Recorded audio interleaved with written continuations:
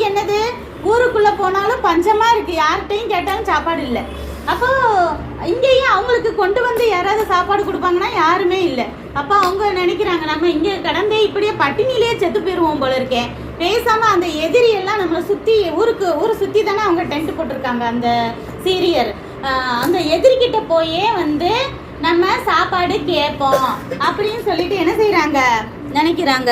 4 பேரும் என்ன செய்யறாங்க, நடு ராத்திரி போய் அந்த எதிரிங்கிட்ட போய் சாப்பாடு கேட்கறதுக்காக போறாங்க.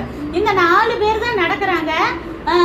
ஆனா அவங்களுடைய காதுக்கு எப்படி கேக்குதுன்னா, தேவன் அவங்களுக்கு எப்படி எதிரிக்கு கேட்க வைக்கிறாருன்னா, பெரிய பெரிய யானைப்படை, குதிரை வீரர்கள், யுத்த வீரர்கள் எல்லாம் சேர்ந்து வர்ற மாதிரி அவங்களுக்கு சத்தம் கேட்குது.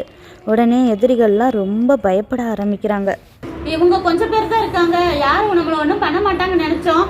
எகிப்தியர், பக்கத்துல இருக்க ஏத்தியர் அப்படிங்கிறவங்க கிட்ட, அந்த ராஜாக்கள்லாம் இருப்பாங்கல்ல, அவங்க கிட்ட எல்லாம் காசு கொடுத்து நிறைய பெரிய படையா வருது போல இருக்கு. எல்லாரும் சேர்ந்து பெரிய படையா கூட்டிட்டு வராங்க போல இருக்கு. அதான் இவ்வளோ சத்தம் கேக்குது அப்படின்னு சொல்லிட்டு என்ன செய்யறாங்க,